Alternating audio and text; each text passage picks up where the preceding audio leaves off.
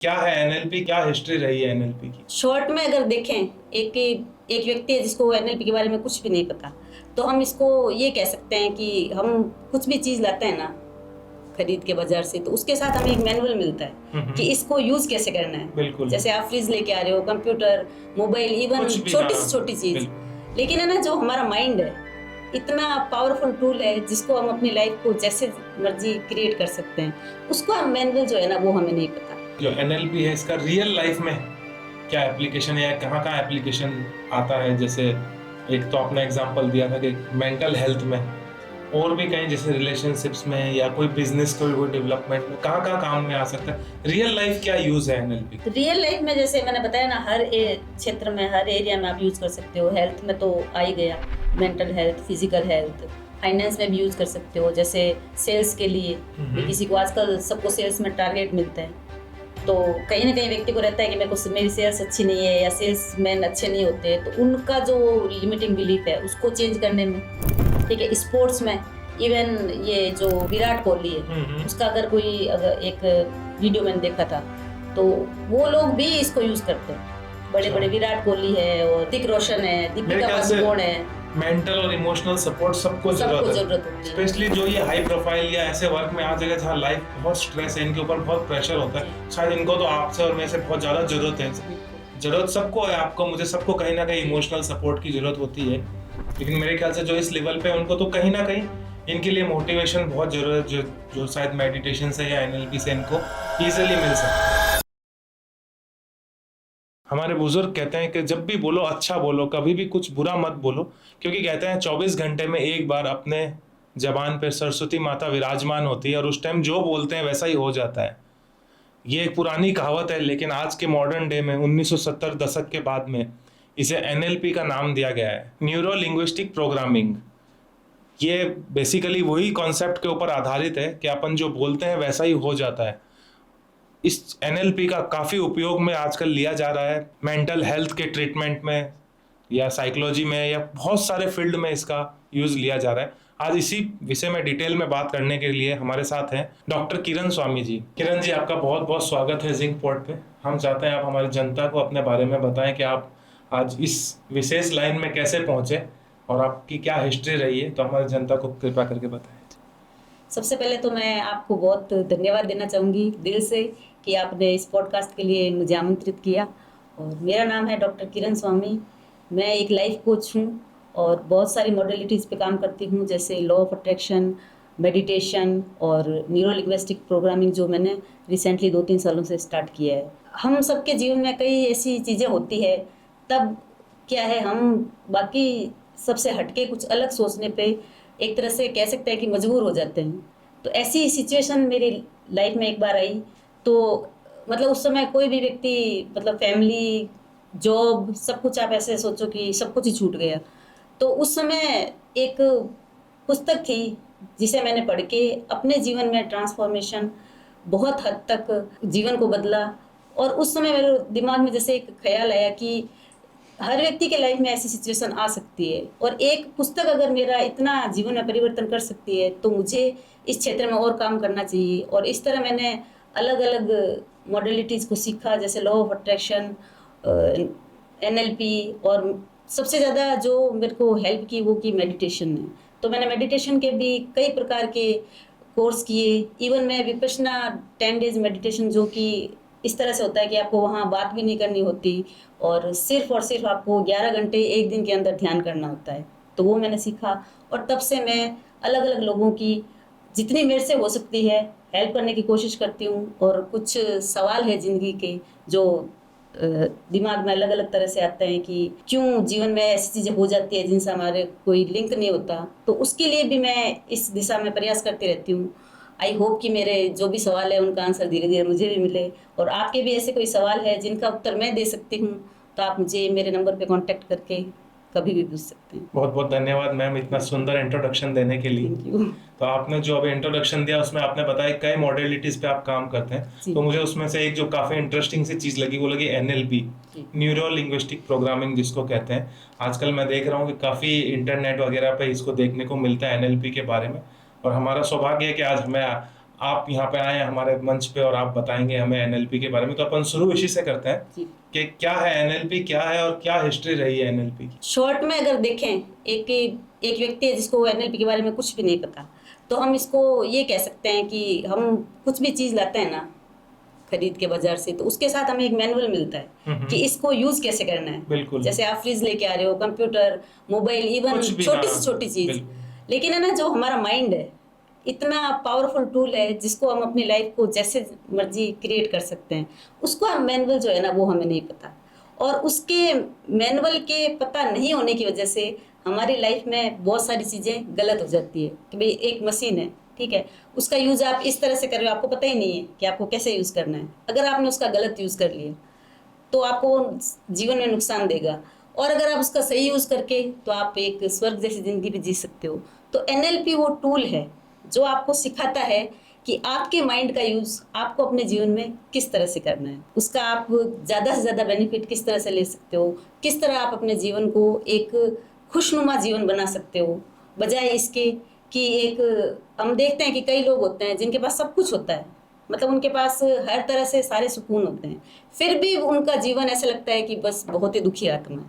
तो उसका एक जो मेन रीज़न है वो यही है कि उनको नहीं पता कि ये जो हमारा माइंड है इसका यूज़ कैसे करना है। तो एनएलपी एक टूल है जो आपको अपने जीवन में जो अपने जीवन के विभिन्न क्षेत्र हैं, ठीक है, जैसे हमारी लाइफ में हेल्थ है, फाइनेंस है और रिलेशनशिप है, तो ये जो अलग अलग क्षेत्र है ना हमारे जीवन के, तो उन क्षेत्रों में हम कैसे एक हर व्यक्ति चाहता है कि विकास हो, और हर व्यक्ति ये भी चाहता है कि कहीं ना कहीं कुछ समस्या है। मान लो आज आपके जीवन के किसी भी क्षेत्र में कोई समस्या है, जिस भी स्टेट पे आप हो और कहीं जहाँ आप पहुँचना चाहते हो, आपकी कोई डिजायर्ड स्टेट है कि मुझे सेटिस्फाई नहीं हो, आप फाइनेंस के प्रति नहीं हो, हेल्थ में आपको इश्यूज आ गए, आपके रिलेशनशिप में कोई इश्यूज है, तो वो जो दो स्टेट है ना जहाँ आप हो और जहाँ आप पहुँचना चाहते हो, इन दोनों के बीच में एनएलपी ब्रिज का काम करती है। वो आपको वहाँ से वहाँ तक बहुत ही अच्छे से पहुँचाती है अगर आप एनएलपी को सीख लेते हो। तो आपका कहने का मतलब है कि एनएलपी है वो एक जीवन की मैनुअल है या जीवन की हैंडबुक जी। जिसको कह सकते हैं, और ये मतलब कोई बाहर से एक्वायर्ड चीज नहीं, सबके अंदर होती है, बस उसको जानने की जरूरत है। अगर अपन इस एनएलपी का ब्रेकडाउन करें तो न्यूरो मेरे ख्याल से दिमाग से रिलेटेड हो गया, हाँ, नर्वस सिस्टम। लिंग्विस्टिक मतलब भाषा, शायद लैंग्वेज, Language। और प्रोग्रामिंग जो शब्द है ना वो कंप्यूटर से लिया गया है। इसके ठीक है। एक्चुअली जो खोज की थी ना, खोज या इसको बनाया जिसने भी, दो लोग थे, रिचर्ड बैंडलर और जॉन ग्रिंडर। तो एक जो साइकोलॉजी के स्टूडेंट थे और एक भाषा के प्रोफेसर थे। अच्छा। तो इन्होंने कुछ थेरेपिस्ट को स्टडी किया। इन्होंने देखा कि ना कुछ थेरेपिस्ट है जैसे मिल्टन एरिक्सन है, वो क्या कर रहे हैं, कुछ ऐसी टेक्निक्स यूज कर रहे हैं, कुछ ऐसा कर रहे हैं जिससे उनको बहुत फास्ट रिजल्ट मिल रहे हैं, और उन दिनों उनका बहुत नाम भी हो रहा था। तो इन्होंने उनको स्टडी किया कि ये ऐसा क्या कर रहे हैं कि इनको इतने जल्दी मतलब अच्छे रिजल्ट मिल रहे हैं। मतलब एक डॉक्टर जितने रिजल्ट देता है ना, उससे भी ज़्यादा फास्ट गति से उनको रिजल्ट मिल रहे थे। तो उन्होंने उसको सारों को स्टडी किया और वो इस नतीजे पे पहुँचे कि जो हमारा ब्रेन है, जो न्यूरॉन्स है ब्रेन के अंदर, और जिस तरह से हम उनका यूज़ करते हैं, जो लैंग्वेज हम यूज़ करते हैं, तो उस लैंग्वेज का हमारे दिमाग पे असर होता है। जो हमारा बोलने का तरीका है, जैसे शब्द हम यूज़ कर रहे हैं, जिन शब्दों का चुनाव हम कर रहे हैं, और जिस तरह से हम उनको यूज़ कर रहे हैं, जो हमारे बोलने की टोन है, ठीक है, तो वो हमारे दिमाग पे असर करती है। तो इन सबको उन्होंने स्टडी करके, और एक ये जो एनएलपी का पूरा टेक्निक्स का सेट, इसको आप सेट ऑफ बिलीव्स कह सकते हैं, अलग अलग टेक्निक्स है इसकी, जो अलग अलग आपकी प्रॉब्लम के हिसाब से काम करती है। तो इस तरह से उन्होंने एनएलपी का निर्माण किया, और तब से लेके आज तक मतलब बहुत सारे ऐसे एरिया है जिसके अंदर इसका यूज़ हर जगह ही हो रहा है। मतलब इवन डॉक्टर की मेडिसिन से जो लोग ठीक नहीं हो रहे ना, वो एनएलपी से ठीक हो रहे हैं। मतलब डॉक्टर से भी ज़्यादा काम एनएलपी कर रही है। तो एक बहुत ही अच्छी साइंस है। तो ऐसे अगर मैं आपको एक सिंपल सा एग्जांपल दूं ना कि एनएलपी का अगर पास्ट से आप देखो कि कोई एनएलपी, कोई ऐसा व्यक्ति जो एनएलपी करता था, बिल्कुल, है ना, क्योंकि ये तो नया शब्द आ गया, बिल्कुल बहुत नया जीवन तो पहले भी ऐसा था, अभी भी वही चीजें काम करती है। तो एक बहुत ही फेमस है गौतम बुद्ध, आपने नाम सुना होगा। तो वो एक्चुअली लोगों की एनएलपी करते थे, क्योंकि ना उनका जो बिहेवियर था, जो उनका बोलने का तरीका था, उनके जो शब्द थे, मतलब एक डाकू को भी उन्होंने परिवर्तन कर दिया। तो वो एक्चुअली अपने डेली यूज लाइफ में जो भी संत हुए हैं या और भी जैसे जितने आप महान लोगों को देखेंगे, विवेकानंद को ले लो आप, तो वो क्या करते थे, एक्चुअली वो लोगों की एनएलपी ही करते थे। बुरे से बुरे व्यक्ति को अच्छे व्यक्ति में कन्वर्ट कर दिया। मतलब आपको जो हेल्थ इशू है, मेन जो हेल्थ इशू है वो क्यों आते हैं, क्योंकि हमारा कहीं ना कहीं जो हमारे अंदर बॉडी में पीड़ा है वो बढ़ जाती है। तो मोस्टली आजकल जो डिजीजेज है वो मेंटल डिजीज ज़्यादा है, बाकी भी होती है। मतलब ये भी प्रूव कर दिया है कि जो डिजीज है ना वो ब्रेन से ही रिलेटेड है। आपके सोचने का तरीका, बोलने का तरीका, किसी चीज़ों को अलग तरह से, जैसे आपने मेरे को कुछ कहा, एक तो मैंने एज इट इज उसको ले लिया, जैसे गौतम बुद्ध का कथन है कि ना चीज़ों को साक्षी भाव से देखो, ठीक है ना। इसमें एनएलपी में आप कह सकते हो कि हर बिहेवियर है ना उसके पीछे पॉजिटिव इंटेंशन है, तो उसको वैसे ही देखो जैसा वो कहा गया है। हम क्या करते हैं, जैसा कहा गया है वैसे उसको यूज़ नहीं करते। हम एक सिचुएशन है, मान लो कोई इवेंट्स तो लाइफ में होंगे, बिल्कुल, है ना, हमारी लाइफ फुल ऑफ इवेंट्स है, उसी को लाइफ कहते हैं, ठीक है। तो हमारा माइंड जो है वो क्या करता है, आपका जो इवेंट हुआ है उसको चेंज कर देता है, उसका कुछ पार्ट जो है डिलीट कर देता है, कुछ पार्ट डिस्टॉर्ट कर देता है, तोड़ मोड़ देता है, और कुछ जो होता है उसको जनरलाइज कर देता है। जैसे इवेंट कुछ हो रही है तो उसको हमारा जो देखने का नजरिया है, ठीक है, तो उसका कुछ पार्ट तो उसने डिलीट कर दिया, जैसे था तो एक्स और वाई बना दिया, कहा किसी और वे में था और ले किसी और। जैसे सिंपल सी है कि अगर बच्चे कह देते हैं आप हमारा ध्यान नहीं रखते, भी ध्यान कैसे नहीं रखते, है ना, तो उसको कभी भी ध्यान नहीं रखते। या फिर जनरलाइजेशन कैसे कर देते हैं कि आप किसी एक व्यक्ति से आपका सामना हुआ, किसी जाति से या व्यक्ति विशेष से या महिलाओं से, तो ऐसे कह देते हैं महिलाएं बुद्धू होती है, ये जनरलाइज कर दिया। आपका 2-4 महिलाओं से सामना हुआ, वो आपकी बात को नहीं समझ पाई तो आपने इसको जनरलाइज कर दिया कि महिलाएं बुद्धू होती है। या किसी जैसे सिख है, लोग कई उन पे मजाक बनाते हैं कि ना भोले होते हैं, सीधे होते हैं, तो कोई 1-2 व्यक्तियों को लेके आपने उस चीज़ का जनरलाइज कर दिया। ये हमारा ब्रेन का काम है, ठीक है। तो इस तरह से आप इसको देख सकते हैं। तो उससे भी आपके आप अंदर अंदर उस चीज़ को सोच सोच के परेशान हो रहे हो, एक्चुअली वो चीज़ है ही नहीं। मतलब वास्तव में जो चीज़ है जो आपको परेशान कर रही है, दोनों में बहुत ज़्यादा डिफरेंस हो गया, एकदम अलग हो गई। बिल्कुल कि जो इवेंट है वो तो कुछ और थी, अब आपने इसको E2 बना दिया, अब आप परेशान हो रहे हो। उस इवेंट से आपने दूसरा इवेंट जनरेट कर दिया, हाँ, जो एग्जिस्ट ही नहीं करता। हाँ।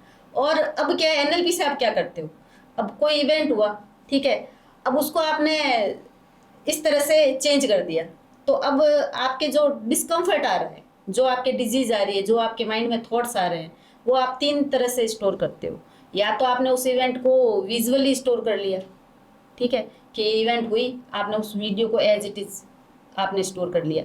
या हो सकता है जैसे इवेंट इधर हो रहा है तो आपको कुछ चीज़ें सुनाई दे रही है, तो आपने उसको ऑडियो में रिकॉर्ड कर लिया कि हाँ उन्होंने, जैसे 2 व्यक्ति बात कर रहे हैं, किसी ने कहा कि हाँ उसका स्वभाव बेकार है, हो सकता है उसने किसी थर्ड पर्सन के बारे में बात की हो, आप उधर से निकले, आप वहाँ खड़े हो, आपको फैमिली में भी हो जाता है ऐसा, घर में जैसे बात कर रहे हैं रिलेशन, मतलब आप जो कह रहे हैं मिसअंडरस्टैंडिंग है, हाँ, जिसको अपन मिसअंडरस्टैंडिंग कहते हैं, इसको आप इस तरह से समझ लो।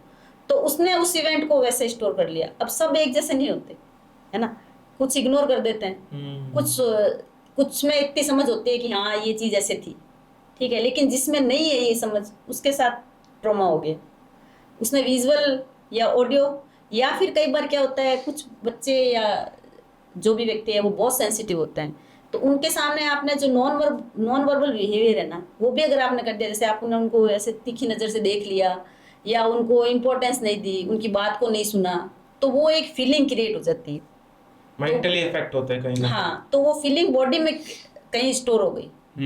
तो इस तरह 3 तरह से ना व्यक्ति स्टोर करता है चीज़ों को E2 के रूप में। जो इवेंट जो थी E1 उसको E2 बना दिया और 3 तरह से बना दिया, ठीक है। अब आप क्या है, ये उसको जीवन भर परेशान करेगी। मान लो बचपन में ही हो गई, तो वो जब तक व्यक्ति बड़ा होगा ना, वो ट्रॉमा उसका बहुत बड़ा हो जाएगा। और अगर उसको आपने टाइम से रिजोल्व नहीं किया, तो जितना बड़ा होएगा उसका इफेक्ट बाद में और ज्यादा आएगा। हानिकारक हो जाए। हाँ, तो ये उसमें उसको मतलब व्यक्ति को पागल तक बना सकता है। तो ये मेंटल हेल्थ के जितने इश्यूज आते हैं ना, वो ट्रॉमा से भी आते हैं, फोबिया से भी आते हैं। तो इन ट्रॉमास को, फोबियाज को एनएलपी जो है लैंग्वेज के माध्यम से, मेडिटेशन के माध्यम से, इसकी बहुत सारी टेक्निक्स है।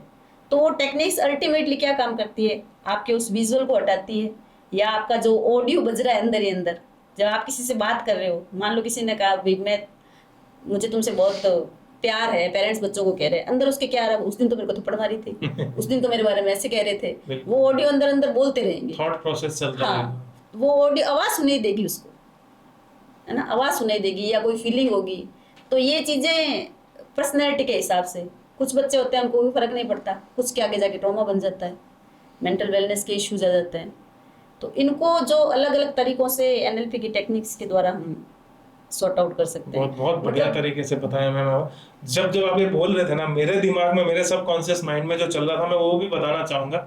मुझे ऐसा लग रहा था कि भगवान कृष्ण ने शायद अर्जुन को जो ज्ञान दिया था, वो कहीं ना कहीं एक तरह की एनएलपी थी। जब अर्जुन को अंदर से ऐसा लग रहा था कि मैं अपनों के ऊपर वार नहीं कर सकता, या मैं ये युद्ध नहीं कर सकता, सक्षम नहीं, या हार का डर था, तो मेरे ख्याल से कृष्ण भगवान ने जो गीता के जो श्लोक थे, वो कहीं ना कहीं अगर अपन रिलेट करें तो शायद मैं आपकी बातों से, मुझे ऐसा लगा अभी आपसे बात नहीं, बिल्कुल। एक्चुअली ये एग्जांपल हम लोगों को देते भी है, जैसे एक कृष्ण भगवान का, एक हनुमान जी का, वो भी अपनी शक्तियां भूल गए थे, तो उनको कोच किया था। तो कोच की जरूरत क्यों होती है? क्योंकि जो चीजें हम भूल गए, या कुछ चीजें जो अपने आप ही हो रही है, हमें इवन पता भी नहीं है कि ये चीजें हो क्यों रही है, तो उसको भी निकालना, जो सबकॉन्शियस में आपके बैठी हुई कुछ चीजें है ना, तो उसको भी निकालना पड़ता है। तो वो भी एनएलपी के द्वारा आप निकाल सकते हो। तो कृष्ण भगवान को आप एनएलपी के कोच कह सकते हो, बिल्कुल, क्योंकि नाम, अब एक नाम है अलग अलग दे दिया। आप अगर देखो तो law of attraction, NLP, meditation, सारे काम कहाँ करते हैं? आपके माइंड सेट पे, आपके बिलीफ सिस्टम पे, है ना। तो सारी जो चीजें हैं वो आपके काम बिलीफ सिस्टम पे करती है। अब अर्जुन का जैसे आपने एग्जाम्पल दिया, तो उसका बिलीफ उस समय क्या आ रहा था कि भाई ये मेरे अपने हैं, तो मैं इनको मार कैसे सकता हूँ। तो उसमें एबिलिटी थी, उसके पास पावर भी थी, उसको सब कुछ आता था, लेकिन वो उस बिलीफ ने उसको एकदम से, मतलब वो उसको आप कह सकते हो उस समय डिप्रेशन में ही था। बिल्कुल, उसके मन में यही आ रहा था कि मैं इनको मार कैसे सकता हूँ। सबकॉन्शियस माइंड शायद, हाँ, जो अर्जुन का था, वो यही चल रहा था कि युद्ध तो कर लिया, लेकिन शायद वो रिजल्ट्स जानने के लिए या रिजल्ट से डर रहा था कहीं ना कहीं। हाँ, क्योंकि उसको लग रहा था ना कि मेरे अपने हैं, तो उसको वो गिल्ट भी आ रहा था, गिल्ट भी आ रहा था, साथ में उसको वो डिप्रेशन भी हो रहा था कि तो इस हिसाब से तो डे टू डे लाइफ में ये बड़े काम की चीज हो सकती है। क्योंकि आजकल मेरे ख्याल से स्पेशली कोरोना काल के बाद अगर अपन देखें तो डिप्रेशन, एंजाइटी बहुत बढ़ गया, बहुत ज्यादा बढ़ चुका है, और लोग एक्सेप्ट नहीं करते मेंटल हेल्थ की तरफ। वो सीधा वही बोलते हैं कि यार लोग मुझे पागल बोलेंगे। तो एक मानसिकता ऐसी बना ली है, तो लोग एक्सेप्ट नहीं करते। लेकिन मेरे ख्याल से ये सब चीज अलोंग विथ, अपन ये नहीं कहेंगे कि क्लिनिकल साइकोलॉजी को इग्नोर कर दिया जाए, अलोंग अगर दोनों साथ में काम करें तो मेरे ख्याल से काफी बढ़िया रिजल्ट आ सकता है। अगर है ना, डॉक्टर तो आजकल जैसे थेरेपिस्ट, डॉक्टर सब इसका यूज करते ही हैं कहीं ना कहीं। और है ना, जैसे बच्चों को अगर है ना अपन एनएलपी, मेरा ऐसा मानना है, इवन मैं स्टूडेंट्स के लिए प्रीफर करती हूँ। मैंने ट्राई भी की कि ये किताब मेरी है ना सरकार बच्चों के लिए लगा दे। हम अपनी जनता को बताना चाहेंगे कि मैम ने बहुत सुंदर किताब भी लिखी है जो अमेजोन पे अवेलेबल है, आप देख सकते हैं। ये अमेजोन पे हिंदी और इंग्लिश दोनों में अवेलेबल है। अगर आप देखना चाहें तो हम आपको इसमें अमेजोन का लिंक कैप्शंस में डाल देंगे। और भी लैंग्वेज है, मैंने इसको ट्रांसलेट, जैसे इटालियन, एक दो लैंग्वेज में और भी मल्टीलिंगुअल है ये भी। तो आपको जिस भाषा में सुविधा हो आप इस बुक को जरूर पढ़ें। हम इस बुक को परचेज करने का लिंक हमारे बायो सेक्शन में जरूर डालेंगे। तो मतलब बच्चों को अगर आप पहले ही सिखा दें ये चीजें एनएलपी, तो वो क्या है, एक तो वो कैसे बात करनी है, बिहेवियर सीखेंगे, ठीक है पहले, प्लस बिहेवियर क्यों सीखना है, एनएलपी क्यों सीखना है, वो ये भी सीखेंगे कि अगर आप ये नहीं सीखते हो और जैसा पैटर्न आप बना रहे हो, आपके दिमाग में पैटर्न ही तो है। एक बार आपने कोई काम किया, आपने मान लो आज एक बार किसी पे गुस्सा कर दिया, ठीक है, दोबारा कर दिया, तीसरी बार आपने कर दिया ना, वो आपका पैटर्न बन गया। अब क्या है, वो ऑटोमेटिक रिएक्शन होगा, क्योंकि पहले आपने कॉन्शियसली किया एक दो बार, फिर वो आपके सबकॉन्शियस में चला गया। अब क्या है, आपको पता भी नहीं चलेगा, आपको खुद को ही पता नहीं चलेगा कि आप जिस बात पे गुस्सा नहीं करना है वहां पे कर रहे हो, क्योंकि ऑटोमेटिक रिएक्शन। कोई भी चीज़ है ना, हम जैसे हमें हेल्दी रहना है तो हमें सीखना पड़ता है। अनहेल्दी हैबिट अपने आप आ जाती है। ठीक है, तो ऐसा ही है। तो आपको सबकॉन्शियसली इसको, ये अपने आप पैटर्न नहीं बन जाए तो आपको कॉन्शियस रह के ये पैटर्न आपको डालने होंगे, कि आप कॉन्शियस रह के ऐसे ऐसे पैटर्न अपने दिमाग के अंदर डालो कि आप रिएक्टिव नहीं बनो, रेस्पॉन्ड कर सको, चीज को समझो कि हो क्या रहा है, कोई चीज है जो मेरे लिए कही जा रही है या उसका कुछ वास्तव में वो क्या है, ऑटोमेटिक रिएक्शन आपका नहीं है।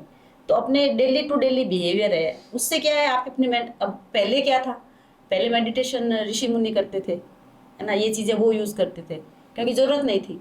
आज का एनवायरनमेंट ऐसा है कि सोशल मीडिया है, तो आपके पास इतने सारे जो इनपुट है ना, हमारी बॉडी को अगर आप कंप्यूटर मानो ना, तो हम 5 तरह से इनपुट देते हैं अपनी आंखों से, जो हम सुनते हैं, जो हम बोल रहे हैं, जो हम फील कर रहे हैं। ठीक है, सेंसेस है जो 5, तो उनसे हम इनपुट तो खूब सारा दे रहे हैं और वो इनपुट सारा अंदर प्रोसेस भी हो रहा है क्योंकि बॉडी एक मशीन ही है, हमारा दिमाग है वो प्रोसेस करता है। तो आपको पता भी नहीं है कि आपने क्या देखा, आप अपने मोबाइल में क्या देख रहे हो, आपके बच्चे क्या देख रहे हैं, आपको पता ही नहीं है। तो जो आप डाटा कंज्यूम करोगे वही आपको आउटपुट दिखेगा। ये आपका माइंड सेट है कि जो आप अपने डेली यूज में चीज़ें यूज कर रहे हो, जो आप अपने सेंसेस से अपने अंदर डाल रहे हो, वो आपको आउटपुट के रूप में दिखता है, क्योंकि we are the creator of our life. ये पता सबको है कि हमारा जीवन जो हमारा बनाया हुआ है।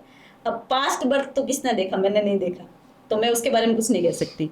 लेकिन अगर आप थोड़ी सी अवेयरनेस लेके आए अपने जीवन में और चेक करें ना हर इवेंट को, हर जो घटना आपके साथ हो रही है, आप अगर 30 मिनट डेली अपने साथ बैठते हैं और ऑब्जर्व करते हैं कि आज मेरे साथ ये घटना हुई है, इवन आपके घर कोई आया है, उसको भी आप कनेक्ट करना चाहोगे ना, तो आपको आपका सबकॉन्शियस बता देगा कि आपकी कौन सी थॉट है जो इनको आपके यहाँ लेके आई है, आपकी कौन सी थॉट है जो आपको कहीं और लेके जा रही है, आपके जीवन में जो जो इवेंट्स हो रही है, तो आपके कहाँ से इसका कनेक्शन बन रहा है, ये आपको आपका सबकॉन्शियस बता देगा कि कौन सा कनेक्शन कहाँ से हो रहा है।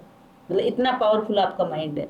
तो जब इतना पावरफुल आपका माइंड है तो आपको उसको अच्छे के लिए यूज़ करो ना, नेगेटिव यूज़ क्यों करना। अभी ताज़ा अगर आप अपने जैसे पहलगाम वाली जो अभी हुई, तो एक जनरल नॉर्मल इंसान है, क्या वो ऐसा कर सकता है? मानसिकता है, नहीं कर सकता ना। उसकी जो प्रोग्रामिंग है ना वही ऐसी हुई है, उसको पता ही नहीं है सही गलत क्या है। तो आपने गलत प्रोग्रामिंग कर दी, वो तो एक जस्ट एग्जांपल है, उसके कई फैक्टर्स होते हैं। लेकिन आपने अगर प्रोग्रामिंग ही गलत कर दी अपने माइंड की, तो उसको पता ही नहीं है ना कि ये गलत है, तो उसके लिए तो वो सही है, वो तो अपने हिसाब से सही कर रहा है, गलत नहीं कर रहा। लेकिन हमें पता है ना कि गलत है, तो उसको दोष भी नहीं दे सकते आप। तो अपने बच्चों के लिए, अपने जो आसपास के लोग हैं, तो अगर हम बच्चों को शुरू से ये सिखा दें कि भाई लॉ ऑफ अट्रैक्शन कैसे काम कर रहा है, कैसे जो आप सोच रहे हो वो आपके ऊपर काम कर रहा है, आपकी डेली लाइफ की जो इवेंट्स है वो इससे क्रिएट हो रही है, तो अगर वो इसको सीख लें, उनको ये अवेयरनेस हो, तो फिर वो शायद जितनी चीज़ें वो करते हैं शायद नहीं करेंगे। मैम जो आपने जो शब्द यूज किया लॉ ऑफ अट्रैक्शन, जी, लॉ ऑफ अट्रैक्शन और एनएलपी कैसे रिलेटेड है? लॉ ऑफ अट्रैक्शन और एनएलपी को आप ऐसे रिलेट कर सकते हैं। लॉ ऑफ अट्रैक्शन क्या कहता है कि जहां आप फोकस करते हो, ठीक है, वो एरिया आपकी लाइफ में स्ट्रांग होता है, ये सब जानते हैं। बिल्कुल ठीक है। अब और आप जो अपनी लाइफ में जो भी क्रिएट करते हो, क्रिएशन है ना। लॉ ऑफ अट्रैक्शन क्या है? लॉ ऑफ क्रिएशन है। तो एनएलपी से आप क्रिएशन ही कर रहे हो जानबूझ के। लॉ ऑफ अट्रैक्शन अनजाने में भी काम कर रहा है और जानबूझ के भी काम कर रहा है। और एनएलपी आपको क्रिएशन ही सिखा रहा है। जो इसकी टेक्निक्स है ना, भाई आपके माइंड के पैटर्न है। नेगेटिव पैटर्न है तो नेगेटिव क्रिएशन होगा, पॉजिटिव पैटर्न आएंगे तो पॉजिटिव क्रिएशन होगा। तो अल्टीमेटली इसको आप ये कह सकते हैं कि एक दूसरे से कनेक्टेड है, आप इनको अलग नहीं कर सकते। जो तरीके हैं, जो टेक्निक्स है, या जो भी काम जो है वो माइंड सेट पे हो रहा है। भी काम आपके माइंड सेट पे हो रहा है, चाहे लॉ ऑफ अट्रैक्शन के नाम लेके आप कर रहे हो, चाहे एनएलपी से आप कर रहे हो, तो काम आपके वो वही कर रहा है माइंड सेट कि आपका माइंड सेट किस तरह का है, आपके माइंड के पैटर्न कैसे हैं। अगर आपके माइंड के नेगेटिव पैटर्न है तो आप नेगेटिव चीज़ें अट्रैक्ट करोगे, और उनको ठीक करने के लिए, अगर आप पॉजिटिव करने के लिए अगर आप लॉ ऑफ अट्रैक्शन यूज़ करोगे तो आप क्या करोगे? आप अपनी थॉट को ही चेंज करोगे। भी लॉ ऑफ अट्रैक्शन आप क्या करोगे? थॉट प्रोसेस चेंज करोगे कि भाई तो आप मतलब कहीं ना कहीं आपस में रिलेटेड है, आपस में दोनों कनेक्टेड है। मैम तो आपने ये जो एनएलपी या लॉ ऑफ अट्रैक्शन इनका कोई कोर्स किया था, कोई कोचिंग ली थी? जी बिल्कुल। लॉ ऑफ अट्रैक्शन मैंने पहले तो एक्सपीरियंस से सीखा, मैंने आपको बताया। एक्सपीरियंस ऐसे है जो शेयर नहीं किए जा सकते, क्योंकि लॉ ऑफ अट्रैक्शन कहता है कि जिन चीज़ों को आप दोबारा याद करते हो ना कहीं आप उनको वापस क्रिएट कर रहे हो, तो इन चीज़ों से बचना चाहिए। और मैंने लॉ ऑफ अट्रैक्शन किया था गोल्डन इंस्पिरेशन, दिल्ली की एक संस्था है, वहाँ से किया था। एक कोई विदेशी महिला थी जिसने आके यहाँ स्टार्ट किया था, तो मैंने वहाँ से किया था। उसके बाद मैंने थोड़ा और क्यूरोसिटी ज़्यादा थी, क्योंकि है ना रहता है ना कि बिल्कुल। पास्ट बर्थ जो भी है, तो क्यूरोसिटी बहुत थी कि यहाँ चीज़ें हो रही है तो कैसे हो रही है, क्यों हो रही है। तो मैंने सिल्वा अल्ट्रा माइंड ESP करके एक कोर्स था जो USA से था, तो USA जी इंस्टीट्यूशन है जहाँ से मैंने ये किया था, वो बेंगलोर में उनकी ब्रांच है। तो वो लेडी थी जिन्होंने मैं करवाया था। तो वो क्या है, आपके 6 सेंस जो है ना, पहले मानते थे किसी किसी में होती है, लेकिन वो सब में होती है, इंट्यूशन जिसको बोलते हैं। लेकिन उसको सुनना आना चाहिए। इंट्यूशन आपको होती सबको है, ऐसा कोई इंसान नहीं है जिसकी इंट्यूशन नहीं होती हो। हाँ, कहीं ना कहीं डेली लाइफ में होती है कि डेली लाइफ ये शायद ऐसा हो सकता है, या ये शायद ऐसा हो रहा है, या उसको पहले से हल्की सी भनक से लगती है। एक शायद वाला तो माइंड का काम हो गया, इंट्यूशन हार्ट से आती है। ओके, ठीक है, इंट्यूशन है ना, उसका कोई लॉजिक नहीं है। मतलब आप किसी व्यक्ति को बताओगे ना तो कोई लॉजिक नहीं लगेगा, लेकिन वो 101% सही होगी। कभी कभी तो इंस्टेंट होता है, मतलब इंट्यूशन होता है। अपन कोई और टॉपिक पे बात कर रहे हैं और अचानक से अपने मन से कोई बात निकलती है, मेरे ख्याल से कहीं ना कहीं उसको रिलेट कर सकते हैं। कोई एट द मोमेंट वाली बात है, उसी टाइम उस मोमेंट में कोई बात निकलती है और वो कहीं ना कहीं एक इंट्यूशन जैसा काम करती है। तो वो सिल्वा की जो प्रैक्टिसेस थी ना, अब जैसे उस समय NLP नहीं था, सिल्वा की प्रैक्टिसेस मैंने की थी, तो उसमें वो आपके 6 सेंस को और इंट्यूशन को स्ट्रॉन्ग बनाते हैं। तो उसमें बहुत सारी, जैसे वो पूरे दिन के होते थे, पूरे दिन आपको मेडिटेशन करा रहे हो, उसकी टेक्निक्स आप यूज कर रहे हो, तो आपके माइंड को इतना स्ट्रॉन्ग बना देता था ना, मतलब आपको इंट्यूशन बहुत ज्यादा स्ट्रॉन्ग हो जाती थी। मतलब आप इवन, मेरी इंट्यूशन तो पहले से स्ट्रॉन्ग है, और उसको करने के बाद जैसे कहीं से मान लो ATM से पैसे भी निकाल लेना, तो मेरे को पता चल जाएगा कि इसमें है या नहीं है। मतलब अंदर से आ जाते कि नहीं, रहने दे, आगे चल, इस तरह से। मतलब ये एक सिंपल सा एग्जांपल मैंने आपको दिया है। तो अपनी इंट्यूशन को हमेशा फॉलो करना चाहिए, उसका कोई लॉजिक नहीं होता, लेकिन वो होती 100% सही है। और जब हम इसको फॉलो नहीं करके कुछ और करते हैं ना, तो हमें रिमाइंड भी होता है कि यार मेरे मन ने तो ऐसे कहा था, काश मैं वो कर लेता। हाँ, वो कर लेता तो बहुत अच्छा होता। तो इस तरह से फिर मैंने सिल्वा अल्ट्रा माइंड किया, और अब जैसे मैंने NLP किया है, तो उन दोनों को भी मैं रिलेट कर पाती हूँ कि हाँ, काम कहीं ना कहीं वो आपके हार्ट और माइंड पे ही करते हैं, है ना। कि इन दोनों को अगर आपने पढ़ना सीख लिया, अपने दिल की सुननी सीख ली, अपने माइंड को पढ़ना सीख लिया, तो आपकी जिंदगी बल्ले बल्ले है। आगे बढ़ेंगे मैम। जो अपन NLP की अच्छी अच्छी बातें कर रहे हैं, जो मेरे भी समझ आ रही है, आप इतने अच्छे से समझा रहे हो, तो इसके कुछ लिमिटेशंस भी है। लिमिटेशंस तो है, इसकी लिमिटेशन आप ऐसे कह सकते हैं कि एक व्यक्ति है, ठीक है, मेंटल है, प्रेशर से गुजर रहा है, उसकी मेंटल हेल्थ बहुत खराब है, डॉक्टर्स भी उसको ठीक नहीं कर पा रहे। अब आप किसी NLP प्रैक्टिशनर या जो एक्सपर्ट है उसके पास उसको ले जाओ, तो जब तक वो खुद नहीं चाहेगा ना, तब तक आप उस पर काम नहीं कर सकते। ये इसकी लिमिटेशन है। अच्छा, कि बंदा खुद नहीं चाहेगा ना, तब तक आप उसको काम नहीं कर सकते। कई लोग ऐसे होते हैं जो सबकॉन्शियस तक पहुंचने नहीं देते, मतलब उनका कॉन्शियस इतना एक्टिव होता है, या उनका फेथ ही नहीं है, रिजेक्शन मोड में रहते हैं। हाँ, रिजेक्शन मोड में, वो एक्सेप्टेंस मोड में आएंगे नहीं, तो ये काम नहीं करते। मैं अपन बात करना चाहेंगे कि जो NLP है, इसका रियल लाइफ में क्या एप्लीकेशन है, या कहाँ कहाँ एप्लीकेशन आता है। जैसे एक तो आपने एग्जांपल दिया था कि मेंटल हेल्थ में, और भी कहीं जैसे रिलेशनशिप्स में, या कोई बिजनेस कोई डेवलपमेंट में, कहाँ कहाँ काम में आ सकता है। रियल लाइफ क्या यूज है NLP का?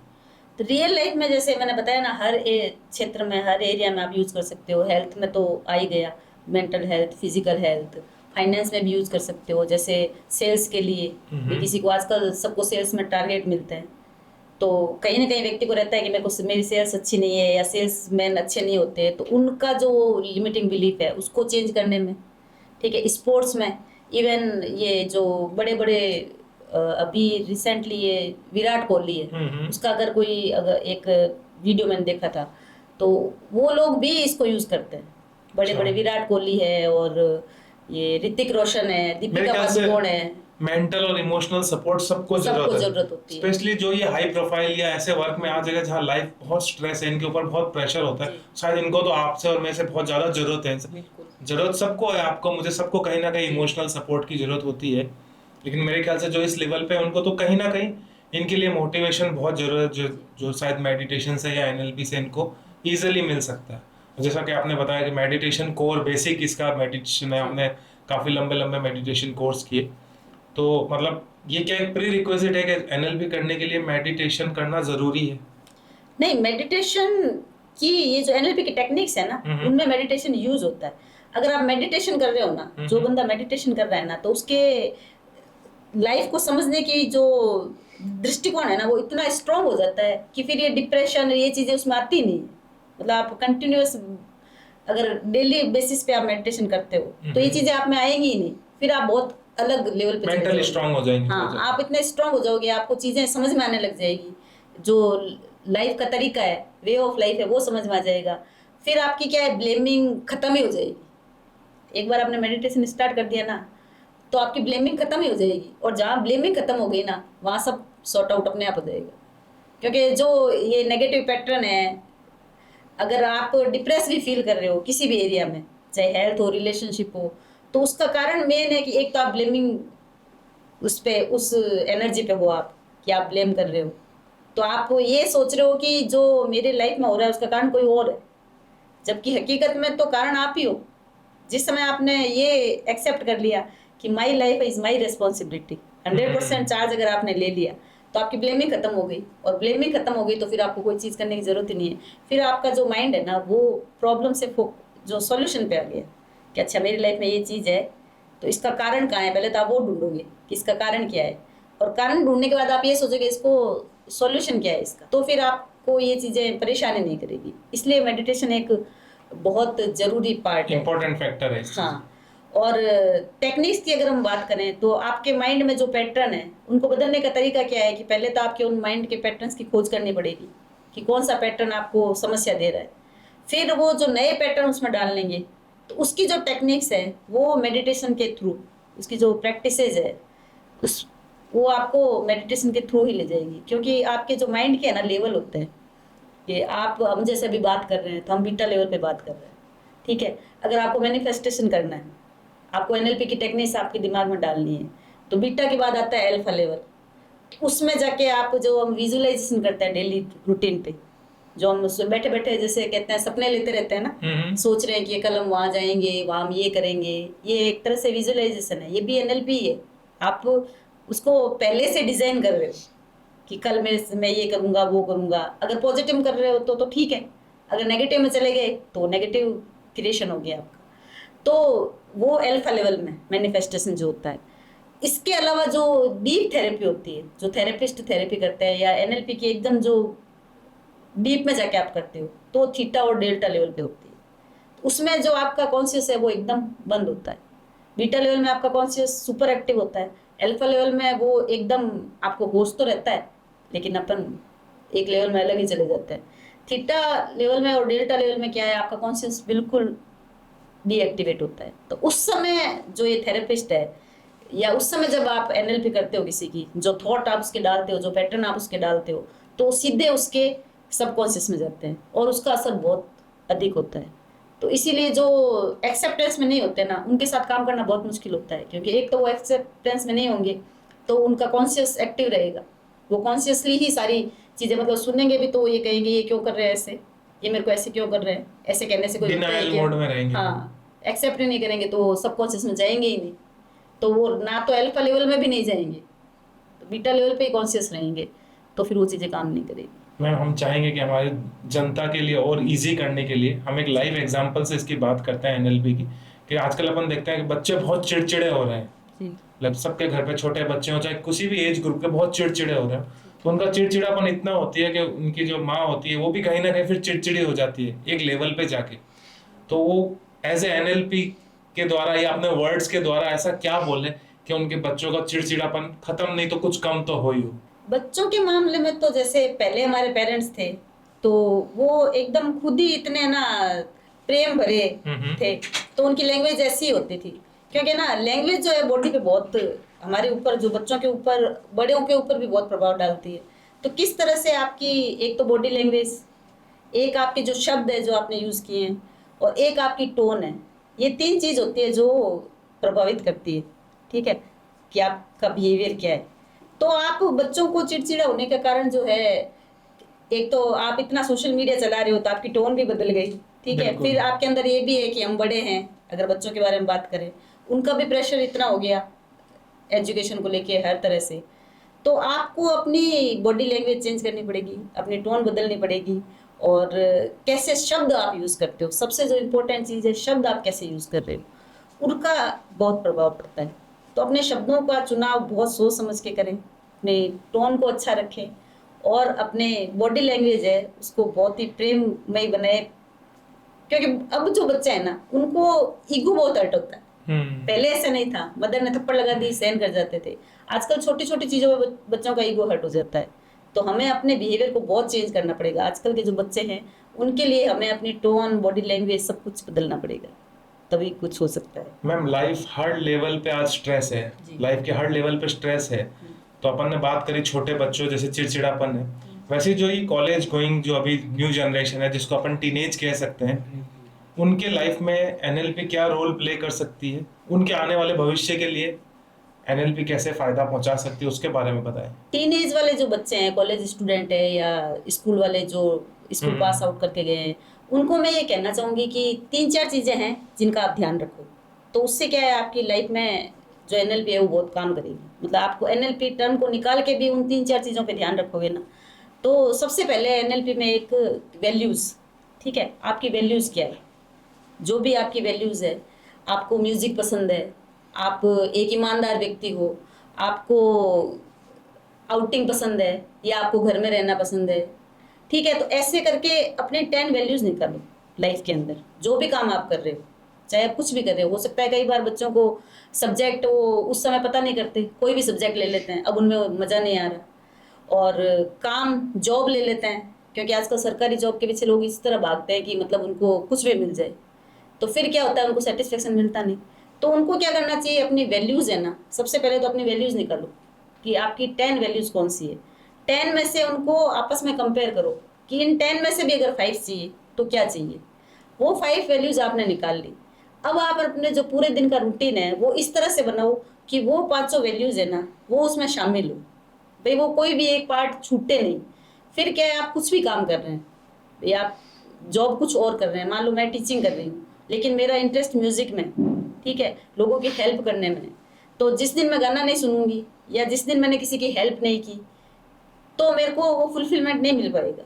तो वो वैल्यूज़ का आप इस तरह से बनाओ कि आपके पूरे दिन के जो रूटीन है उसमें वो वैल्यूज़ ऐड हो, तो फिर आपको कोई भी मिसिंग नहीं रहेगा। दूसरा, ग्रेटफुल का एटीट्यूड रखो, ठीक है ना, आप ग्रेटफुल रहना सीखो हर चीज़ में। अपने दिमाग को ऐसा बना लो कि हमें ब्लेम तो करना ही नहीं है, क्योंकि हमारी लाइफ हमारी बनाई हुई है। तो जब आपने ये कह दिया कि हमारी लाइफ हमारा विचारों का परिणाम है, चाहे आपके पास्ट बर्थ का परिणाम है, एवरीथिंग, ठीक है, एक लाइन में कि हमारा लाइफ, हमारी जो जीवन है वो हमारा कर्मों का परिणाम है, या हमने अपनी लाइफ को क्रिएट किया जाने अनजाने क्रिएट किया है, जानबूझ के क्रिएट किया है या अनजाने में क्रिएट किया है, किया तो हमने ही है। तो डूअर तो हमें हो गए, क्रिएटर हम हो गए, तो फिर ब्लेमिंग का कोई है नहीं। तो जब आप ब्लेमिंग आपकी लाइफ से चला जाएगा ना तो आपकी लाइफ इतनी पीसफुल हो जाएगी, इतनी हैप्पीनेस से भरी हो जाएगी, और ये फैक्ट भी है। तो ग्रेटिट्यूड की अगर आप किताब भी पढ़ते हैं तो ग्रेटिट्यूड आपको यूट्यूब पे भी मिल जाएंगी, ग्रेटिट्यूड के बहुत सारी प्रैक्टिसेज हैं। अगर आपको कुछ और समझ में नहीं आता है, भाई आप किताब भी नहीं पढ़ना चाहते, आपको यूट्यूब से भी नहीं देखना, तो सिंपल सी एक है ना हैबिट बना लो कि मॉर्निंग में जब भी आप उठो तो 5 चीज़ें अपनी पूरे दिन में, सुबह सुबह आप अपने पेरेंट्स है, कोई अच्छा मूड है आपका जिसके लिए आप ग्रेटफुल हो, तो ये अपने इसके दैनिक जीवन का हिस्सा ही बना लो कि हमें रोज 5 ग्रेटिट्यूड तो उठे हैं तो फील करने ही है, सोचना ही है कि हाँ ये चीज़ मेरी लाइफ में अच्छा है, ठीक है। रात को आप सोने जाओ उससे पहले आप पूरे दिन का ओवरऑल देखो कि पूरे दिन में आपके साथ क्या क्या हुआ जो अच्छा था। तो आप सोने जाओगे तो ग्रेटफुलनेस के साथ, उठोगे तो ग्रेटफुलनेस के साथ, तो आपकी लाइफ जो सबकॉन्शियस लेवल पे भी बहुत अच्छी हो जाएगी, ठीक है। तो वैल्यूज़ का ध्यान रखो, इसका ध्यान, ग्रेटिट्यूड का ध्यान रखो, एक कम्युनिकेशन का ध्यान रखो। ये बहुत अच्छी टर्म है कि कम्युनिकेशन किस तरह से करते हो आप। एनएलपी में हम इसको 3 तरह से बताते हैं कि आप खुद से कैसे बात कर रहे हो, आप लोगों से कैसे बात कर रहे हो, आप यूनिवर्स से कैसे बात कर रहे हो। 3 तरह से कम्युनिकेशन होता है। तो आप अपने अंदर कैसे शब्द यूज़ कर रहे हो खुद के लिए, ठीक है ना, वो बहुत मैटर करता है। अब लोगों के साथ आप जो बात कर रहे हो, किस भाषा में बात कर रहे हो, ये भी हम समझ सकते हैं कि हम किस तरह से बात कर रहे हैं। तीसरा होता है यूनिवर्स के साथ, अब यूनिवर्स के साथ आप कैसे कम्युनिकेट करते हो? फ्रीक्वेंसी के द्वारा, वाइब्रेशन के द्वारा, है ना। आजकल सब जानते हैं कि सब कुछ एनर्जी है, एवरीथिंग इज एनर्जी, ठीक है। अब यूनिवर्स से आप फ्रीक्वेंसी से बात करते हो। अगर इसको सिंपल से एग्जाम्पल से बताऊं मैं, तो जैसे आप अभी दुखी हो, मान लो किसी बात को लेके नाराज हो, तो आप यूनिवर्स को क्या मैसेज दे रहे हो कि डियर यूनिवर्स, मैं डिप्रेस्ड हूँ, मैं दुखी हूँ, मेरे को खूब सारा दुख भेज दो, ठीक है। वहीं दूसरी तरफ आप खुश हो, तो आप यूनिवर्स को क्या कह रहे हो कि मैं खुश हूँ, तो मेरे को बहुत सारी खुशियां दो। तो आपकी लाइफ में जो इवेंट होएगी ना, आप सुबह सुबह कभी भी नोटिस करना, जब भी आप दुखी हो या खुश हो, ठीक है, तो आपके आसपास चीजें वैसी होगी। अपनी एनर्जी लेवल चेक करना हो ना कि मेरा एनर्जी लेवल क्या है, तो आप देख लो कि आपके आसपास कहीं कुछ बोर्ड है तो उस पर क्या लिखा हुआ है, कोई दो व्यक्ति बात कर रहे हैं तो क्या कर रहे हैं, कोई जैसे टीवी में भी कुछ चल रहा है ना तो क्या चल रहा है। ये एक सिग्नल है कि आप उस एनर्जी पे हो। और अगर आपको अपने एनर्जी, आपने अगर बहुत ज़्यादा आप दुखी हो, आपने अपना एनर्जी लेवल चेंज नहीं किया, आपने यूनिवर्स से जो कम्युनिकेशन है उसको चेंज नहीं किया, तो मेक श्योर कि आपकी लाइफ में अगले 2-4 दिनों में भी इवेंट ऐसी ही होने वाली है।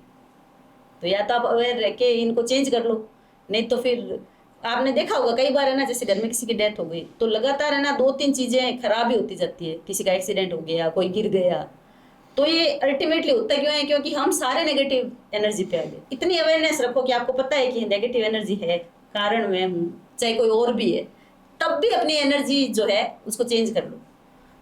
कुछ ऐसे, जैसे ना एंकरिंग कहते हैं इसको, कहना कुछ ऐसे एंकर सेट करके रखो भी आपको पता चल गया कि मेरा मूड खराब है, ठीक है, तो कुछ ऐसे इवेंट्स आपकी लाइफ के होंगे जो आपको याद होंगे, जिससे आपको इंस्टेंट आपका मूड चेंज हो जाएगा, आपकी स्टेट जो है ना वो एकदम से चेंज हो जाएगी। तो ऐसे कुछ अपने दिमाग में रखो और जानबूझ करके इसको चेंज करो। ये लॉ ऑफ अट्रैक्शन की एक मूवी है सीक्रेट, अगर आपने देखी हो तो उसमें जो उसकी मेकर है जिसने बनाई है, रोंडा बर्न, वो भी कहती है कि ना जीवन है ना जैसे टीवी स्क्रीन की तरह है। तो कोई भी चैनल अगर दुखी चैनल आ रहा है ना तो उसको चेंज कर दो, रिमोट आपके हाथ में, उसको फट से चेंज कर दो। तो यूनिवर्स से आप कैसे कम्युनिकेट कर रहे हो, कौन सी वाइब्रेशन पे हो, कौन सी फ्रीक्वेंसी पे आप वाइब्रेट कर रहे हो, वो बदलना आपके हाथ में है। अगर आप उसको चेंज कर देते हो तो आपकी लाइफ की इवेंट चेंज हो जाएगी। बहुत ही ये सुंदर इतना बात, पावरफुल है। बहुत ही सुंदर बात बताई मैडम। हम इससे मैं रिलेट कर, कई बार हम दुखी होते हैं और अगर इंस्टाग्राम चलाते हैं ना तो हमें दुख की रील दिखाता है वो उसका एल्गोरिदम ऐसा ही है आप उसमें लेकिन वो हमारा मन का दुख वहां कैसे पहुंचा? दुखी तो हम थे, हमारे मन से दुखी हाँ। थे, लेकिन हमने इंस्टाग्राम चलाया तो पता चला उसी से रिलेटेड रील्स आने लग गई। तो शायद कहीं ना कहीं आप जो बात बोलते हो उससे नहीं, ये रिलेट तो कर पाते हैं। मतलब ये तो यूनिवर्सल ट्रुथ है कि आपकी एनर्जी लेवल आपको चेक करना हो ना, आप बाहर जाके भी देख लो। और है ना, कई बार जैसे क्वेश्चन सबकॉन्शियस का एक बहुत पावरफुल है कि आप जैसे क्वेश्चन पूछते हो ना, एनएलपी भी क्वेश्चंस पे आधारित है। जैसे एनएलपी के ट्रीटमेंट करते हैं ना तो मोस्ट ऑफ क्वेश्चंस पे आधारित है कि आप कैसे क्वेश्चन पूछते हो। जैसे कोई व्यक्ति कह रहा है कि मेरे को कोई प्यार नहीं करता, कौन, किसके अकॉर्डिंग, कैसे नहीं प्यार करता, हाउ, मतलब एग्जैक्टली बताओ कि कोई तुम्हें प्यार क्यों नहीं करता। तो वो उसका फिर आंसर देता है ना, तो निकल के आता है कि इसके प्यार करने का मतलब क्या है। पापा ने मेरे को चॉकलेट लाके नहीं दी आज, इसका मतलब पापा मेरे को प्यार नहीं करते। दोनों का कोई रिलेशन नहीं है, हो सकता है किसी कारण भूल गए। तो ये क्वेश्चनिंग है ना, जो सबकॉन्शियस से हम जो क्वेश्चन करते हैं ना वो उसका हमेशा आंसर देता है, ठीक है। तो सबकॉन्शियस की जो लैंग्वेज है उसको अगर अपन पढ़ना सीख जाए, जैसे एक ये इमेज पे काम करता है, हमारा जो माइंड है ना सबकॉन्शियस, वो हमारे इमेज पे काम करता है। मतलब आप अभी मैं आपको कहूँ कि आप कुत्ते के बारे में मत सोचो, आपके दिमाग में क्या आएगी? कुत्ते का उसका विजुअलाइजेशन विजुअल आएगा, पिक्चर बनेगी, ठीक है। नेगेटिव की बजाय पॉजिटिव थॉट्स यूज करो और क्वेश्चन अच्छे पूछो, क्योंकि आप जो क्वेश्चन पूछोगे ना आपको उसके आंसर 101% मिलेंगे। और आंसर मिलने के साथ वो आपको याद भी दिलाएगा कि आपने ये क्वेश्चन उस दिन पूछा था, ये इसका आंसर है। तो अगर लाइफ में अच्छी चीजें चाहते हो तो अच्छे क्वेश्चन पूछो, मतलब क्वेश्चन को तैयार कर करके पूछो। हम क्या करते हैं, मेरा जीवन इतना दुखी क्यों है, मेरे सारे पीछे ही क्यों पड़े रहते हैं। तो फिर क्या है, आपको वैसे सर्कमटेंसेज मिलेंगे, वैसे लोग मिलेंगे। तो अपने लाइफ को चेंज करना है तो क्वेश्चन चेंज कर दो, मेरी लाइफ इतनी अच्छी क्यों है, मेरे को बड़े अच्छे अच्छे लोग मिल रहे हैं। तो बार बार ये मैसेज क्या जाता है, सबकॉन्शियस जो आपकी सुनेगा वही आपको दिखाएगा। तो बहुत पावरफुल टूल है, तो ये इसका यूज करना। मतलब अपने माइंड में जो विजुअलाइजेशन हाँ, है हाँ। उसका बहुत इफेक्ट पड़ता है। अपन अपने आसपास या अपने बिहेवियर पे। आप अवेयर करना शुरू करोगे ना तो आपको फिर समझ आएगा कि 100% जो क्रिएशन है यहीं से हो रहा मैं खुद पर्सनली ट्राई करूंगा इसको, कल से कोशिश करूंगा बिल्कुल। सुबह उठ के कुछ ऐसे थॉट्स, ऐसे विजुअलाइजेशन ट्राई करूंगा, ताकि मेरा दिन फिर मैं देखता हूँ कि उस हिसाब से है जी। बिहेवियरल चेंजेस कुछ आते हैं या नहीं आते हैं। मैं खुद जरूर खुद पे अप्लाई करके बताऊंगा आपको। आपको क्या लगता है एनएलपी का फ्यूचर क्या है? अभी जैसे देख रहे हैं ये सारी टर्म्स में आ गई, हम्म। हर जगह यूज हो रही है, तो फ्यूचर का तो क्या कह सकते हैं। नई चीजें आजकल, टेक्नोलॉजी इतनी बदल रही है, हर दिन नई चीजें आ रही है। आजकल जो माइंड है लोगों का इतना शार्प हो गया है कि पता नहीं चलेगा कि कल ही कोई नई चीज आ जाए। लेकिन एनएलपी आपके जीवन का बिहेवियर है, जीवन जीने का तरीका है, तो ये तो वही रहेगा, है ना। चाहे आप एआई आ जाए कितना भी, अब एआई से रिप्लेस हो जाए वो एक अलग चीज है। जैसे एआई ने दिमाग बना दिया, तो ये भी एक है कि है ना, हार्ट का जो काम है, जिस दिन वो एआई करने लग जाएगा ना, तो जो गॉड का कॉन्सेप्ट है शायद खत्म हो जाएगा, है ना। तो कल का तो क्या कह सकते हैं। लेकिन जैसे अभी जो देख रहे हैं, एनएलपी बहुत ही स्ट्रांग टूल बन गया है, लोगों को यूज करना ही पड़ेगा और कोई उपाय नहीं है। आप एनएलपी में जाओ, आप मेडिटेशन करो, कैसे भी करके आपको दिमाग जो है अपना ठीक रखना ही पड़ेगा। क्योंकि जो आपका आसपास का एनवायरनमेंट है ना, वो ऐसा हो गया कि आपका ठीक है लेकिन आपके आसपास 4 लोग बैठे हैं उनका ठीक नहीं है, उसका असर आप पे आएगा।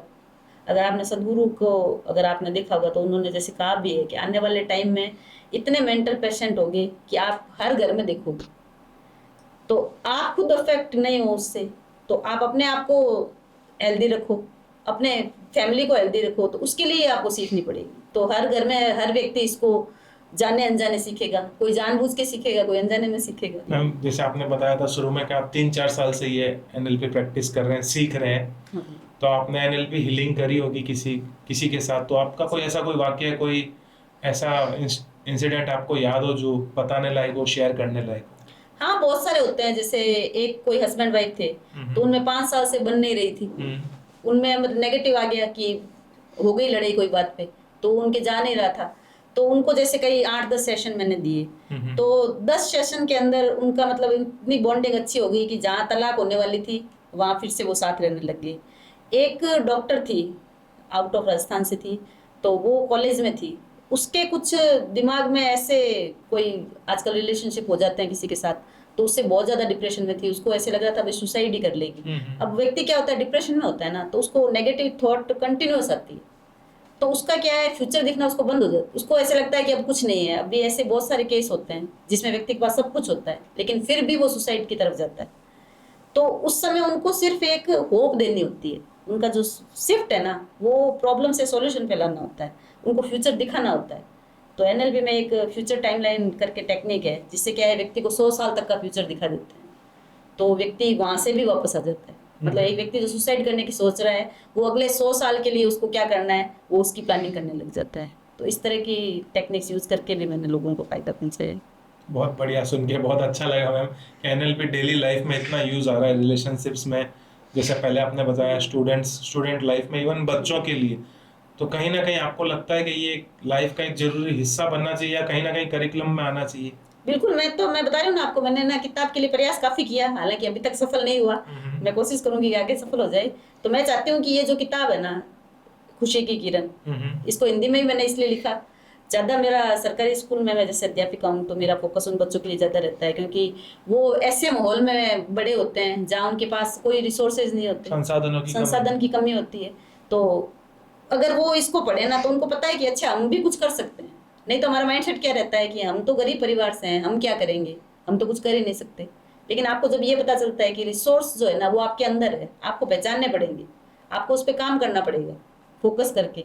तो ये चीज़ें अगर इनको पता चलेगी, प्लस अब अपन क्या करते हैं, हमारे जो देन हमें ना अपने बच्चों को या टीचर्स भी है जो स्टूडेंट्स को सक्सेस के लिए बहुत सारा नॉलेज देते हैं, बहुत सारा ज्ञान भी देते हैं कि लाइफ में सक्सेस कैसे करें, टॉप कैसे करना है। लेकिन उनका क्या, जो सक्सेस नहीं कर पाए, फिर वो बच्चे है ना, ये जो कोटा में इतने सुसाइड हो रहे हैं अपन देखते हैं आजकल, उनके पास क्या दिक्कत होती है, वो कितना नॉलेज होता है उनको, अच्छे बैकग्राउंड से होते हैं तभी वो वहां जाते हैं, इवन देन वो सुसाइड कर लेते हैं। तो कहीं ना कहीं उनको ये चीज़ बतानी पड़ेगी कि जो फेलियर है ना वो फीडबैक है आपके लिए, वो फेलियर नहीं है, उसको फेलियर की तरह मत लो आप। ये एनएलपी की बहुत ही स्ट्रॉन्ग प्री सपोजिशन है कि फेलियर जो है वो फीडबैक है, तो आप उससे फीडबैक लो, लाइफ में बहुत सारी चीजें हैं। एक मेरा कोटेशन है जो मैं सबको बोलती हूँ कि जब तक जिंदा है ना तब तक सब बढ़िया है। ये लाइन रट लो, समझ लो कि जब तक हम जिंदा है ना तब तक कुछ भी खराब नहीं है। आप हर सिचुएशन को चेंज कर सकते हो, आप अपनी लाइफ को 100% बदल सकते हो, 0 से 100 जा सकते हो। तो जब तक आप जिंदा हो तब तक और कुछ मत सोचो। जिंदगी सबसे कीमती चीज है। कोई भी आप सारी दुनिया की दौलत खर्च करके भी किसी का 1 सेकंड नहीं खरीद सकते। तो फिर आप क्यों सोचते हो कि क्या नहीं हो सकता। तो ये चीज़ बच्चों को पहले से ही बतानी चाहिए कि फेलियर का मतलब है फीडबैक।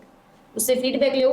कोई जगह तुम्हारा सिलेक्शन नहीं हो रहा है तो चेंज कर लो, नई अप्रोच देखो, कुछ नया काम देखो, हो सकता है उससे अच्छा और भी कुछ हो। तो ये जो प्रेशर सक्सेस वाला है ना, ये हटा देना चाहिए और उनको ये समझा देना चाहिए। प्रयास करो, भरपूर करो, जितना मर्जी करो, लेकिन ये मत सोचो कि फेल हो गए तो अब जिंदगी दे दे। सबसे कीमती चीज जो है ना दुनिया में वो जीवन है। तो जब तक आप जिंदा है तब तक सब बढ़िया है।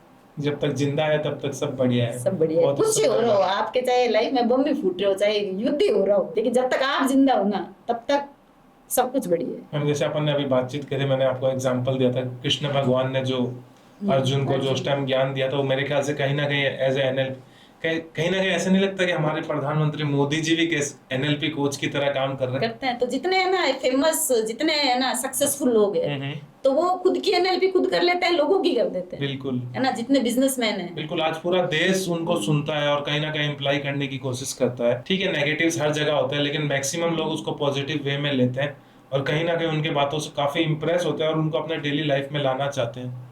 तो कहीं ना कहीं मोदी जी भी एक एनएलपी कोच है, मतलब हमारे लिए। कुछ फन एंगेजिंग क्वेश्चन करते हैं मैम, सटायरिकल करते हैं कुछ, क्या अगर आपको लगता है एनएलपी के ऊपर कोई थीम सॉन्ग होता, कोई गाना होता, तो आपके हिसाब से क्या होता? एनएलपी पे कोई थीम सॉन्ग, एनएलपी का कोई थीम सॉन्ग होता तो कुछ भी जो आपके जैसे जहन में।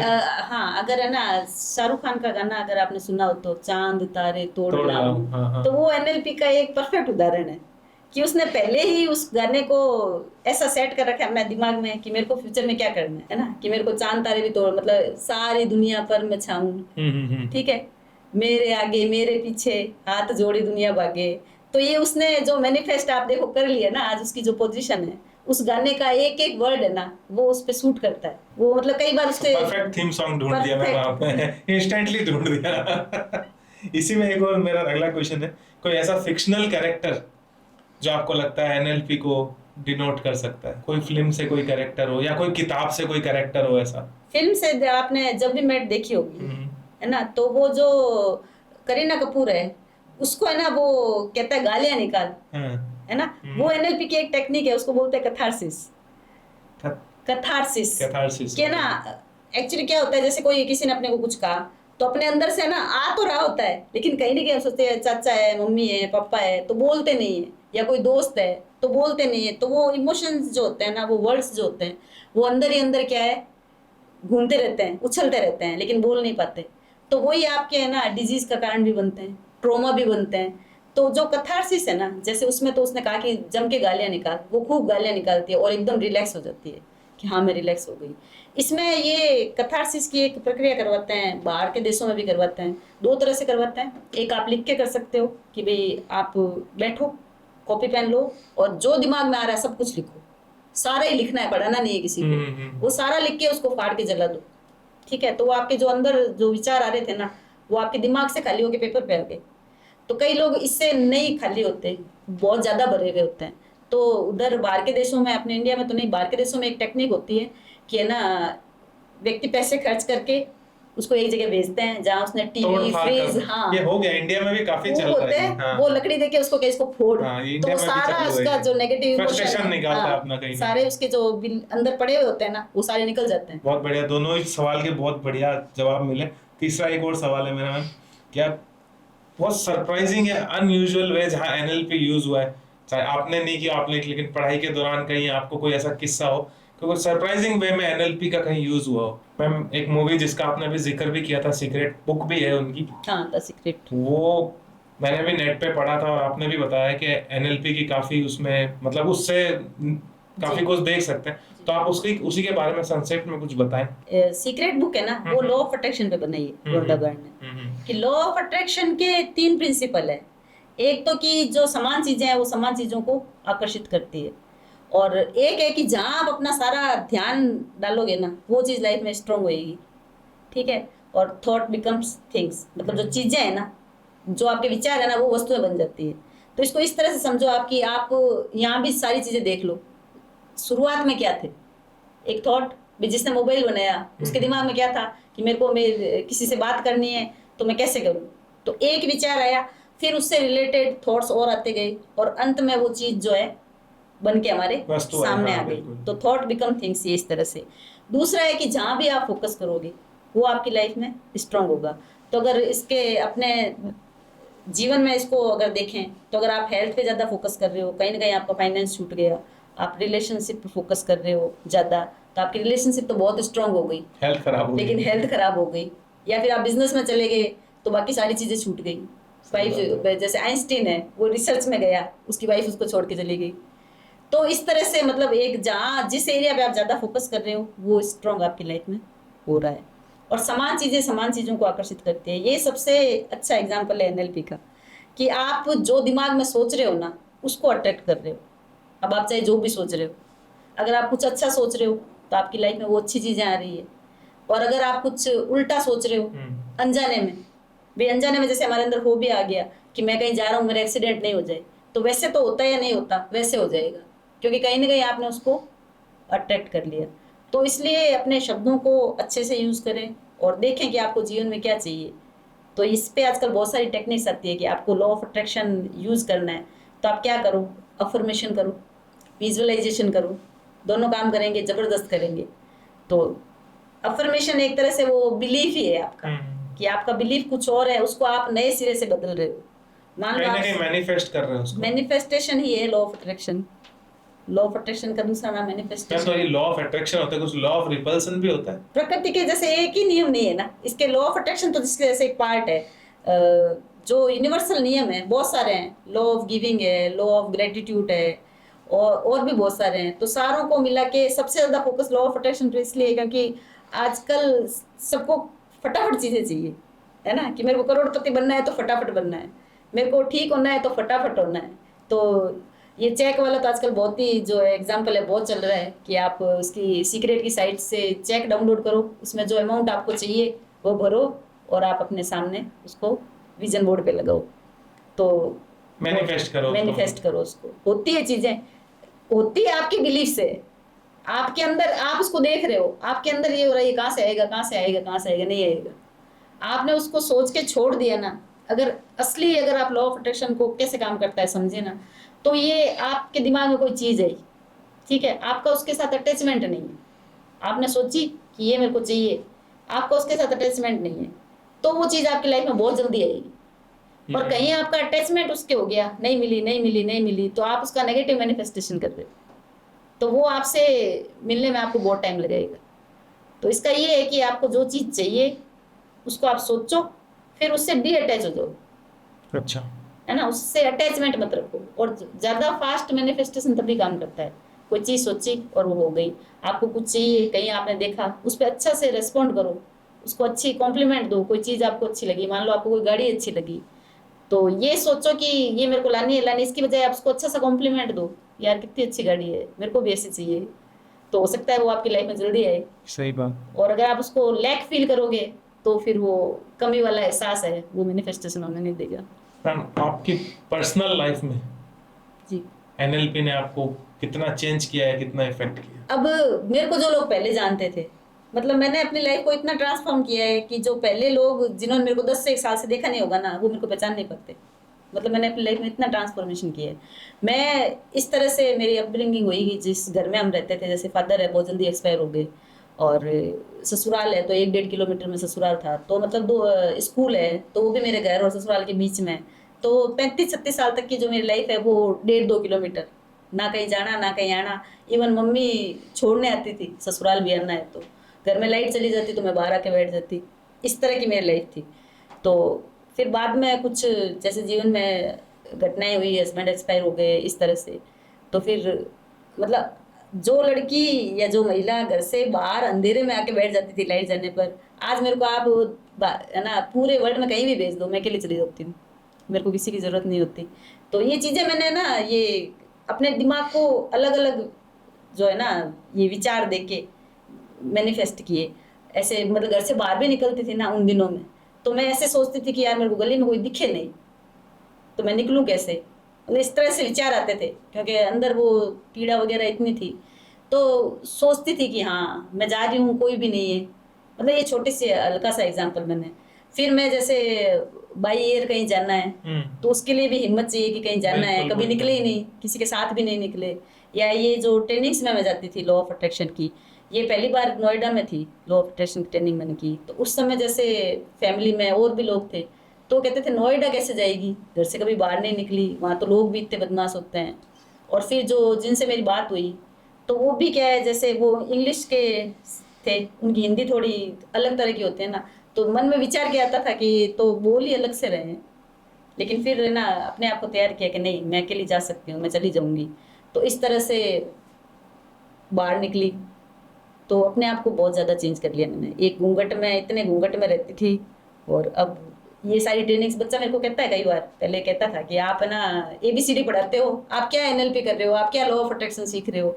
जैसे किताब लिखने स्टार्ट की तो मम्मी आप किताब लिखोगे, आप लिख लोगे, मैंने कहा देखते हैं, है ना। तो ये चीज़ें ऐसे धीरे धीरे करी।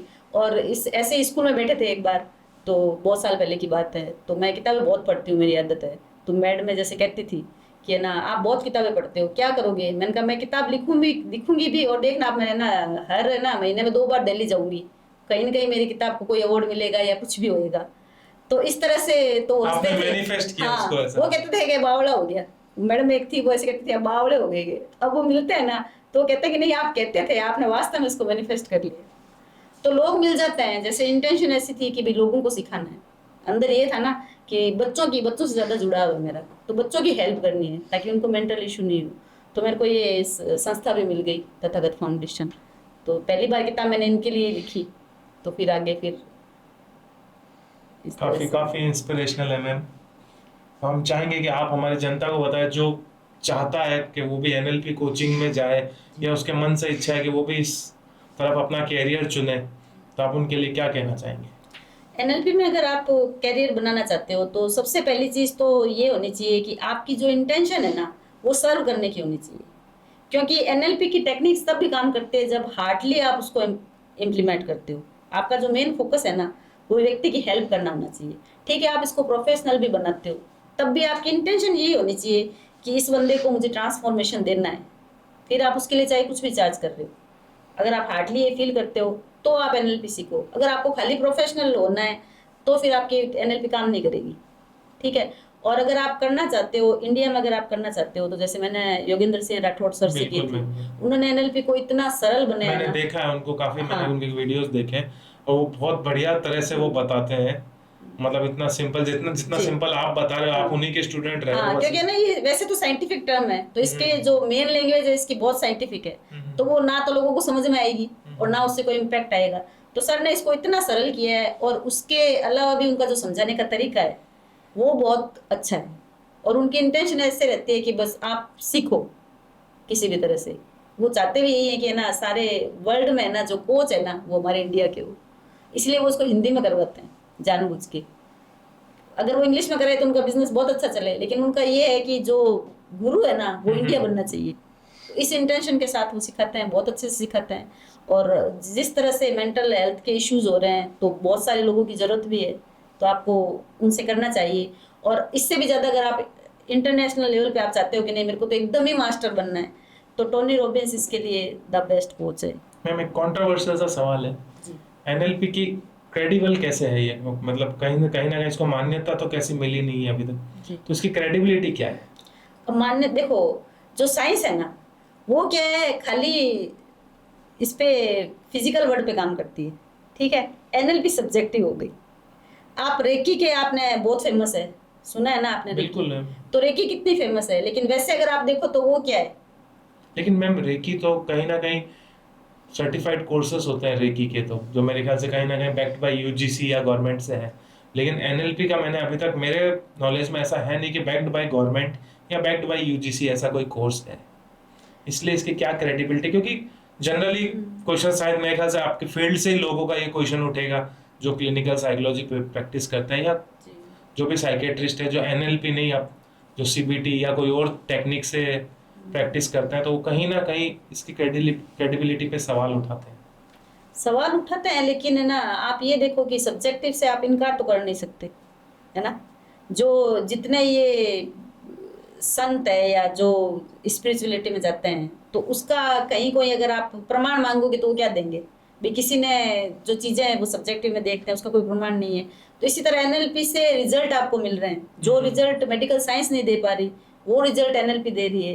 तो मुझे लगता है लोग इसको यूज करेंगे, बाकी क्रिटिसिज्म तो हर जगह होता है। मैम, इस सेशन को अपन यही अंत करेंगे। जाते जाते मैं चाहूंगा कि हमारे दर्शकों को कुछ ऐसा कुछ बताएं, वह प्रेरणा का स्रोत हो उनके लिए, या जो आगे चल के उनकी लाइफ में अकॉर्डिंग टू एनएलपी, अगर ऐसा कोई आप कोई वर्ड्स बताएं या कोई सेंटेंस बताएं जो उनके लाइफ में बहुत काम आए। सेंटेंस तो जैसे मैंने बताया आपको कि जब तक जिंदा है तब तक सब अच्छा है, बिल्कुल। इसलिए मस्त रहें, व्यस्त रहें, स्वस्थ रहें।